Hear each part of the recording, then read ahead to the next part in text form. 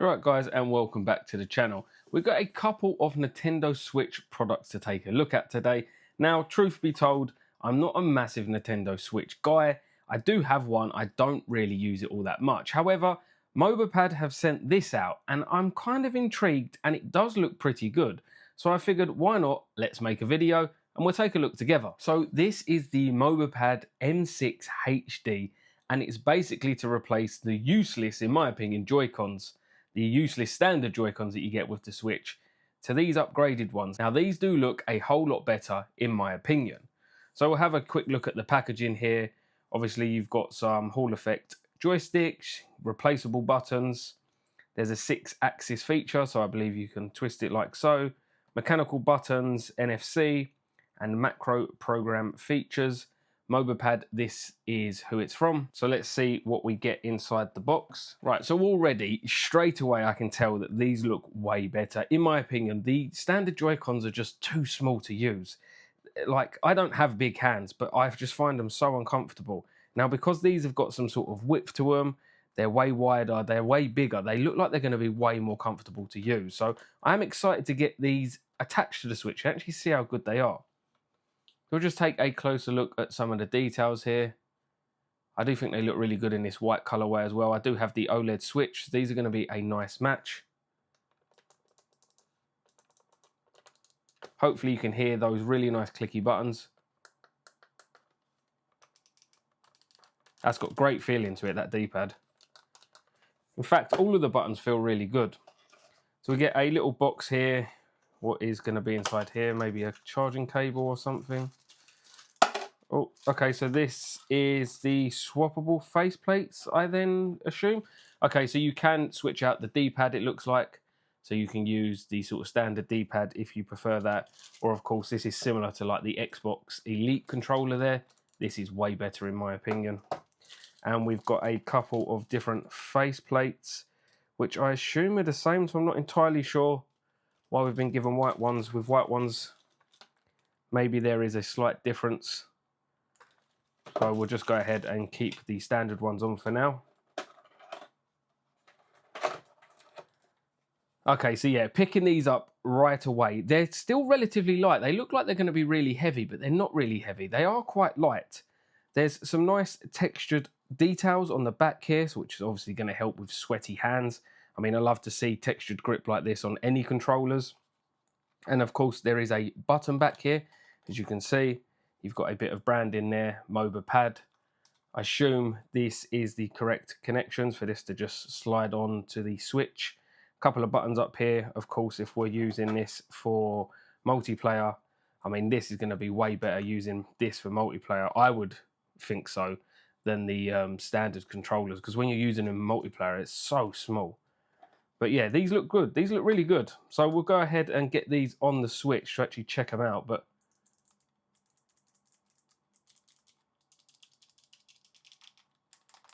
they've all the buttons have got a really nice sort of responsive click to them.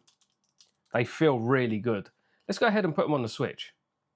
So I think first, before we just shove them on, let's look at the differences in size.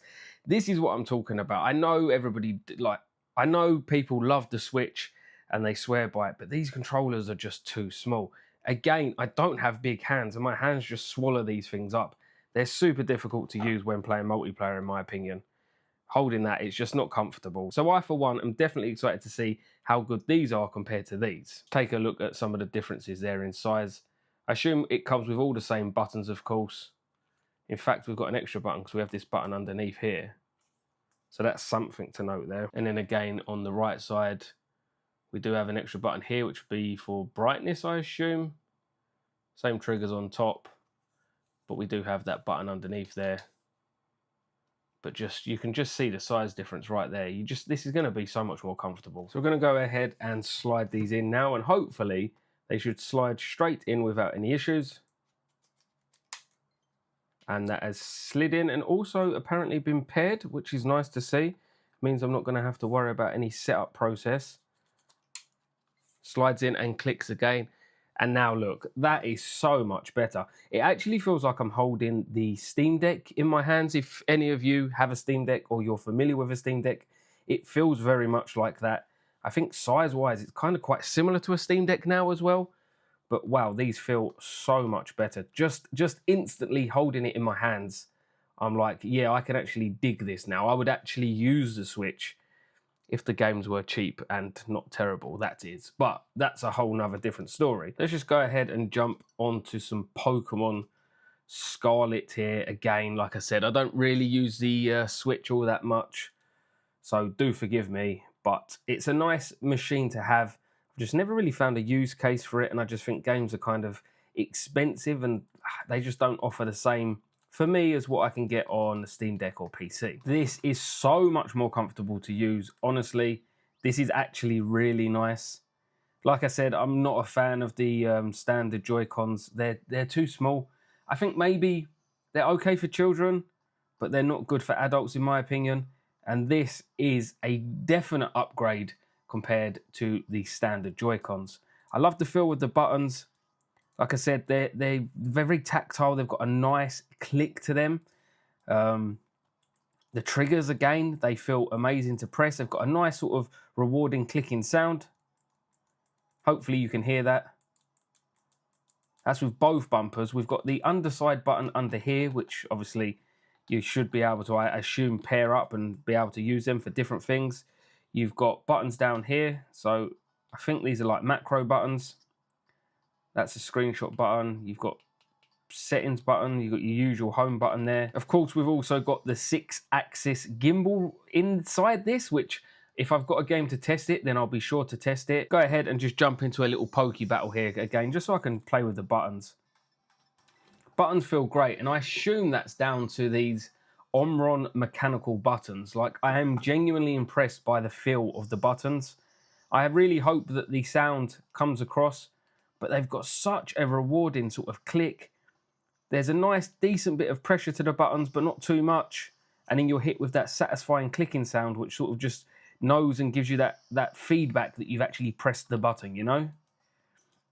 So far, I'm a big fan of the feel of these controllers. They actually feel really amazing. They're super comfortable. They have actually done a really good job on the ergonomic design of these. For sure, these are some of the best controllers that I've had in my hands. Of course, I've not played for a long time. I've just been sitting here for the last 5-10 minutes, but they feel amazing. And I'm really, really impressed with the buttons. Those Omron mechanical buttons actually feel amazing. And to be fair, the Hall Effect joysticks actually feel really good as well. So you've got to give it to them. So far, so good. So now I just wanted to go ahead and show you the gyro effect here. So I'm hoping that you can see that on camera, but looking around, you do get the gyro effect there. I mean, I've just got some Star Wars up. It's a pretty dark game, so it might be a little bit hard to see. But as you can see, as we move the Switch, the in-game also moves. So I just wanted to show that on camera, just so you could see that for that section there. I know it's not exactly that exciting on this Star Wars game, but it just sort of shows you. It works perfectly fine, no issues whatsoever. We briefly spoke about the adjustable faceplates, and again, I just wanted to go ahead and touch on that. So they simply pop off like so. As you can see, there are some little magnets in there, and that is how they're held on. So for this side, you have to take off the D-pad, of course. Simply grab it, pop it off, and then these will slide straight on. Now, as I said, these are the same white color, and the only differences that I've spotted is, of course, around this part here, this circle. This is sort of like a hexagon shape, and this is a circle. So to pop it on, again, just simply slots on, clicks in like so. You then take your D-pad, slide that on, and just pop it on, and it's as simple as that. Now, of course, there are the additional buttons on the back here. Now, to be able to use those, you actually have to, of course, log into the software. So I've gone ahead and downloaded the Mobapad app on both iPhone and Android, just to kind of quickly show you that there doesn't seem to be any differences. We'll go ahead and click on that. So you then get to pick which controller you want to edit or adjust. You click on the right one. It will then connect to the device. Once connected, you can, of course, do firmware upgrades, which is obviously pretty handy because there are some upgrades that we need to do, but we're not going to do that right now. We're going to go ahead and go to configuration. Now in here, it seems like there's some profiles that you can load. You've got sort of official, there's some pre-made profiles for certain games, some recommended in here, But if we just go to mine and hit edit, in here you can see you can actually edit the dead zone of each joystick. Of course, it's the same for the left and the right side with some settings down here. But if you go ahead and hit remap, then you can remap your keys, and you do have access to the bumper trigger or the additional trigger on the underneath side of the controllers. So these ones here. And then at that point you can hit it, and you then get the ability to assign a button or a macro. So if we go ahead and hit macro, then in here you can assign and make your own macros. So I'm not going to talk you through that. Or of course you can assign it to a button, and then you just press whichever button you want on the controller to remap it to that. So I think whilst the app is relatively simple and straightforward, it's probably worth downloading just to keep the firmware up to date on your controllers. You saw the brown package earlier, and this is what was inside. This is a nice little hard shell carry case for the Switch. So take your Switch like so, and of course this is built for these controllers, so it slots in nice and secure. You do get a little strap that you can put in underneath so you can lift it up easy, which is nice to see. There's a nice protective pad here, which is of course going to go ahead and protect your screen and stop it from getting scratched. In here you can see there are some little slots for cables and such things. And then of course there's this little bit of protection there again, which is probably going to help your screen stay scratch and damage free. And that is a nice little hard body case with of course a carry handle right there. So a pretty nice accessory if you take your Switch out and about with you. Now before we end the video, I just wanted to quickly show you the dock that these guys also sell.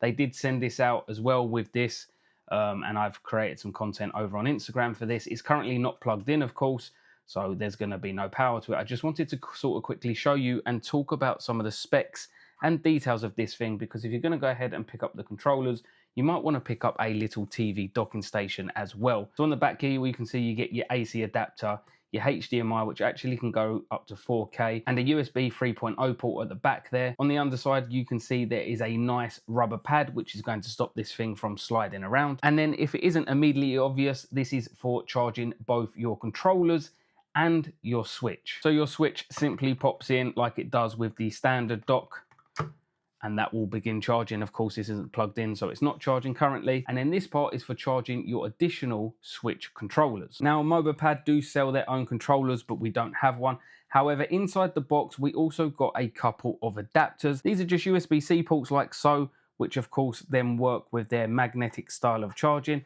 So this is how I'm able to take my 8-bit Do controller, plug that into the top like so, and then simply pop the controller on. And of course, if this was plugged in, that would begin charging. Down here, you can see there are 2 individual LED lights, and that's just to keep an eye on both the charger and the Switch being charged at the same time, so you're able to see when each is ready. So guys, I think that's going to do it for this one. That was a quick look at the M6 controllers for the Switch, and of course a very quick look at the TV docking station that they offer. I know it's not been powered on in this video, but I have used it. It works just as you'd expect. I must admit, I really do like the M6 controllers on this. They feel so much better than the standard Joy-Cons. They are bigger, chunkier, and overall just way more comfortable to hold in your hands. If you're a heavy Switch user, then I would 100% recommend these to yourself. They're going to be better for long gaming sessions and of course playing anything on multiplayer. But guys, I hope that you've enjoyed the video. As always, thank you so much for watching. I'll leave any relevant links down below in the description. Until the next one, I'll see you soon. Bye for now.